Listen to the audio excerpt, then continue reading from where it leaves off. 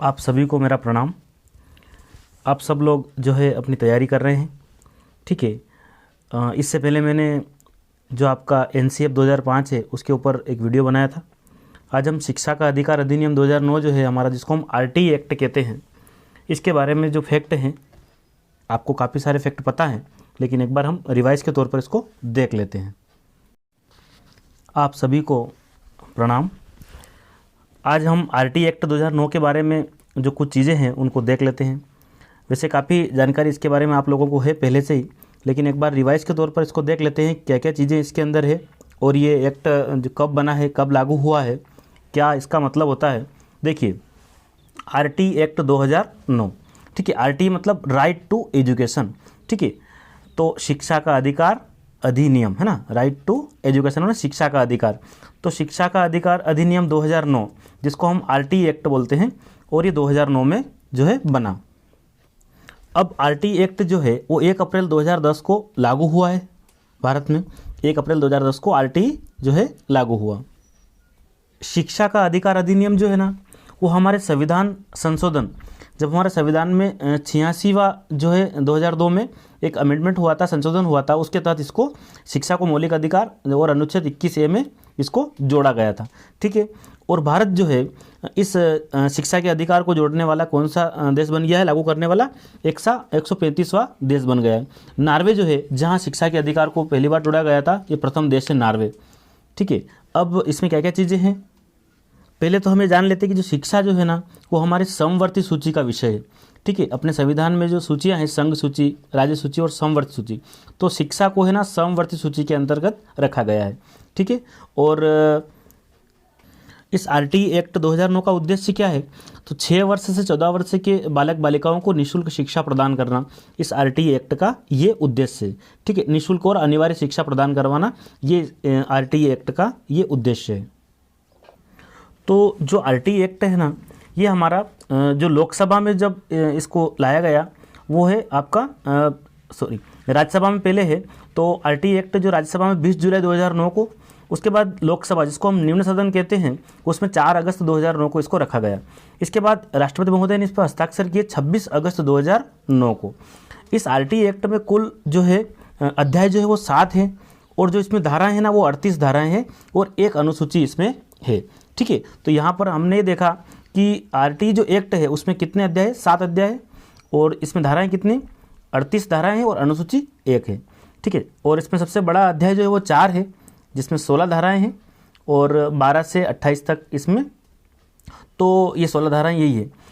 तो यहाँ पर ये क्वेश्चन भी कई एग्जाम में पूछा गया है कि कितने अध्याय है, तो अध्याय 7 है।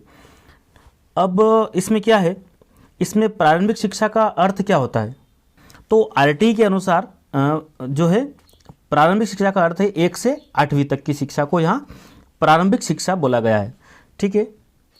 आरटी के तहत किसी भी बच्चे को आवश्यक कागजों की कमी के कारण स्कूल में दाखिला भर्ती होने है ना, दाखिला लेने से नहीं रोका जा सकता है, ठीक है। कोई कागज कम है तो भी उस बच्चे को जो है रोका नहीं जा सकता है। स्कूल में प्रवेश प्रक्रिया पूरी होने के बाद भी किसी प्रकार जो है किसी भी बच्चे को प्रवेश के लिए मना नहीं किया जाए।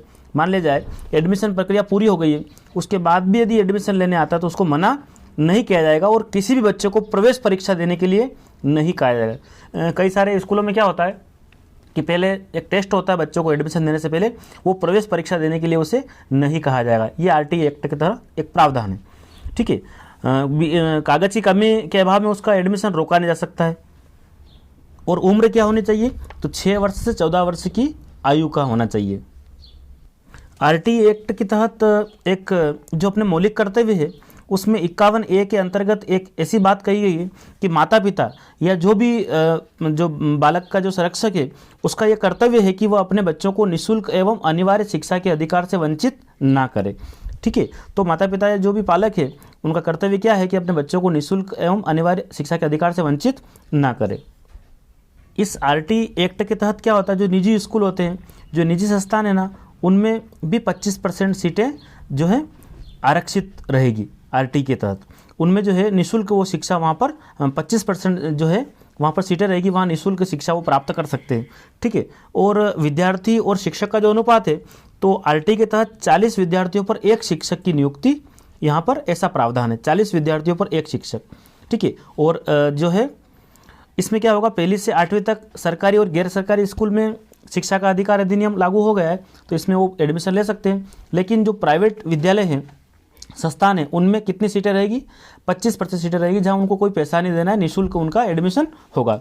और उम्र क्या रहेगी, 6 से 14 वर्ष के बालक बालिकाओं पर ये नियम लागू होगा। आरटी एक्ट के तहत अभी हमने देखा था कि 40 विद्यार्थियों पर एक शिक्षक की नियुक्ति होगी, ठीक है। तो लेकिन यहाँ पर क्या है कि धारा 25 के अनुसार 1 से 5वीं तक का जो 1 से 5 तक है अगर विद्यालय, ठीक है, वहाँ 30 छात्रों पर एक शिक्षक, और 6ठी से 8वीं तक 35 छात्रों पर एक शिक्षक, ठीक है। लेकिन राज्य सरकार की नीति के अनुसार राज्य सरकार अगर चाहे ना तो 40 और 1 ये रेशो रहेगा, अध्यापक होना अनिवार्य है। 1 से 5 तक में कितने, 30 पर 1, और 6 से 8 में 35 पर एक शिक्षक, ठीक है। और ये राज्य सरकार की नीति के अनुसार 40:1 अध्यापक होना अनिवार्य है, ठीक है। उसके बाद 6ठी से 8वीं तक कम से कम एक विज्ञान विषय का, गणित तथा एक सामाजिक अध्ययन का व एक भाषा का शिक्षक होना चाहिए। ये आरटी एक्ट के तहत आपका ये प्रावधान है, ठीक है। एक विज्ञान टीचर है ना, एक मैथ्स वाला, और एक जो है सामाजिक अध्ययन व एक भाषा का लैंग्वेज वाला शिक्षक होना चाहिए। अब यहाँ वर्ष भर में जो विद्यालय, जो साल भर में जो स्कूल जो लगता है, वो यदि 1 से 5वीं तक का विद्यालय है तो 200 दिन उसका कार्य दिवस होगा, और यदि है ना 1 से 5वीं तक है तो 200 दिन स्कूल लगेगा। उसके बाद अगर काउंटिंग करें तो रोज शिक्षक को 4 घंटे पढ़ाना है, और पूरे वर्ष भर के कितने हो जाएंगे, 800 घंटे का शिक्षण होगा। तो कई बार एग्जाम में ऐसे क्वेश्चन पूछे गए हैं कि 1 से 5वीं तक, 1 से 5 तक कितने कार्य दिवस इस विद्यालय के रहेंगे, तो 200 दिन रहेंगे, ठीक है। और 800 घंटे होंगे वर्ष भर के, अगर घंटे पूछे जाए ना आपसे तो 800 घंटे होंगे, और प्रतिदिन का कितना, 4 घंटे। 6 से 8 तक का विद्यालय तो उसमें क्या है, 220 दिन कार्य दिवस रहेगा, और 1000 घंटे होंगे इस हिसाब से, और 4.5 घंटे जो है प्रतिदिन के रहेंगे, ठीक है। उसके बाद एक बार ऐसा क्वेश्चन भी आया है कि शिक्षक को एक सप्ताह में कितना पढ़ाना है, तो पूरे सप्ताह में उसको 45 घंटे का अध्यापन कार्य करवाना हो, ठीक है। तो ये आपको समझ में आ गया होगा कि 1 से 5 तक 200 दिन, और 6ठी से 8वीं तक 220 दिन, ठीक है, ये कार्य दिवस रहेंगे, और 1000 घंटे और 4.5 घंटे प्रतिदिन के, यहाँ 800 घंटे और 4 घंटे रोज के, प्राइमरी और ये मिडिल का है, ठीक है। और पूरे सप्ताह की बात करें तो 45 घंटे आपका अध्यापन कार्य रहेगा। अब शिक्षा का अधिकार अधिनियम जो है उसके तहत ये है कि बच्चे को स्कूल में दाखिला लेते समय है ना, स्कूल द्वारा या किसी प्रकार का कोई अनुदान नहीं मांगेगा उससे, ठीक है। यहाँ किसी प्रकार का कोई डोनेशन बच्चे से नहीं मांगा जाएगा, ठीक है। और बच्चे या उसके माता पिता या अभिभावक को है ना साक्षात्कार देने के लिए मजबूर नहीं किया जाएगा। मतलब कई विद्यालय में माता पिता का भी पहले क्या लेते हैं, इंटरव्यू लेते हैं, उसके बाद बच्चों को एडमिशन देते हैं, तो यहाँ पर वो प्रोसेस जो है उसको मना कर दिया गया कि इस प्रकार का कोई भी प्रावधान यहाँ नहीं रहेगा। मतलब उस पर कोई अनुदान नहीं मांगेगा, कोई राशि वगैरह नहीं वसूली जाएगी, और माता पिता का भी कोई इंटरव्यू साक्षात्कार यहाँ पर मजबूर नहीं किया जाएगा। तो ये जो सभी शासकीय विद्यालय के लिए रूल है, और जो 25% के तहत जो एडमिशन लेंगे ना, उनके तहत भी ये वाला जो रूल है। उसके बाद अनुदान की राशि मांगने या साक्षात्कार लेने के लिए भारी दंड का प्रावधान है, ठीक है। तो कठोर कार्रवाई का भी प्रावधान इसके अंदर है। उसके बाद विद्यालय में क्या सुविधा होना चाहिए, तो बालक बालिकाओं के लिए अलग अलग शौचालय की व्यवस्था की जाएगी। ये आरटी एक्ट के तहत यहाँ प्रावधान है कि बालक बालिकाओं के लिए अलग अलग शौचालय की व्यवस्था की जाएगी, ठीक है। 100 से अधिक बालक बालिका पर एक पूर्णकालिक प्रधानाध्यापक होना चाहिए, ठीक है। और तथा अकालीन एक कला शिक्षक और एक स्वास्थ्य शिक्षक और शारीरिक शिक्षक और एक पूर्ण कार्य करने वाला एक कार्यपालक अध्यापक होना चाहिए, ये प्रावधान है। उसके बाद आरटी के अनुसार क्या है कि प्रत्येक बच्चे को उसके निवास क्षेत्र से 1 किलोमीटर के अंदर जो है प्राथमिक स्कूल मिलेगा, ठीक है। उसको हम नेबरहुड वाला सिस्टम कहा गया है कि जो बच्चा है उसको 1 किलोमीटर के अंदर ही प्राथमिक विद्यालय वहाँ उसको मिलना चाहिए। उसके बाद 3 किलोमीटर के अंदर माध्यमिक मिडिल स्कूल होना चाहिए, ठीक है, उपलब्ध होना चाहिए। उसके बाद अगर निर्धारित दूरी पर स्कूल नहीं हो तो उसके स्कूल आने के लिए छात्रावास है ना, या फिर वाहन की व्यवस्था की जानी चाहिए। ये वाला यहाँ कर्तव्य उनका बताया गया है, ठीक है। तो प्राइमरी के लिए 1 किलोमीटर के दायरे के अंदर जो है बच्चों को विद्यालय उपलब्ध होगा, और आरटी के अनुसार 3 किलोमीटर के दायरे में मिडिल स्कूल उनको मिलेगा। ऐसा नहीं होने पर छात्रावास या फिर वाहन की व्यवस्था की जानी चाहिए। फिर इसमें ऐसा है कि किसी भी बच्चे को किसी भी कक्षा में फेल करके नहीं रोका जाएगा, और जो 8 साल तक की जो उसकी शिक्षा है पूरी करने तक किसी बच्चे को स्कूल से नहीं हटाया जाएगा। ये वाला आरटीई एक्ट के तहत ये प्रावधान है। तो जो है दिव्यांग बच्चे भी मुख्य धारा की नियमित स्कूल से जो है वो मुख्य धारा में शामिल होकर वो स्कूल से शिक्षा प्राप्त इसमें कर सकते हैं। तो ये वाला आरटीई एक्ट के तहत ये प्रावधान इसमें बताए गए हैं। तो निःशुल्क एवं अनिवार्य शिक्षा का अधिकार 2009 में जो अनिवार्य शब्द है, इस अनिवार्य शब्द का क्या अर्थ है? इस अनिवार्य शब्द का तो इसका अर्थ ये है कि जो सरकारें हैं उचित सरकारें दाखिले, उपस्थिति और प्रारंभिक शिक्षा की पूर्णता को सुनिश्चित करेगी। ये अनिवार्य शब्द का यहाँ पर ये मतलब है। ठीक है, सरकार जो है दाखिले, उपस्थिति और प्रारंभिक शिक्षा को पूर्णता को सुनिश्चित करेगी। ठीक है, और इसमें राज्य सरकार को नियम बनाने की जो शक्ति है वो धारा 38 के अंदर दी गई है। ठीक है, यहाँ पर 60 बच्चे अगर हैं तो 2 शिक्षक होना चाहिए विद्यालय में, है ना। 61 से 90 यदि संख्या है तो 3 शिक्षक होंगे। उसके बाद 91 से 120 तक, मतलब 91 से 120 तक है तो 4 शिक्षक रहेंगे।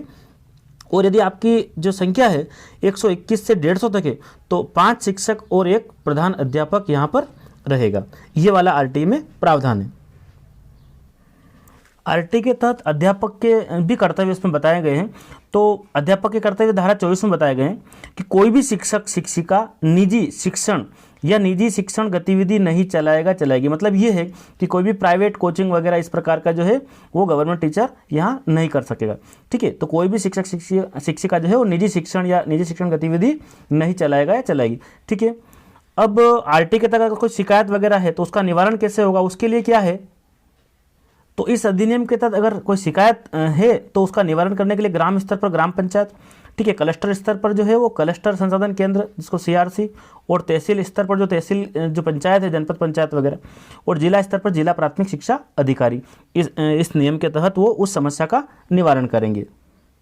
अब यहाँ विद्यालय की जो समिति है एसएमसी जो है उसका गठन का धारा 21 में यहाँ बताया गया है।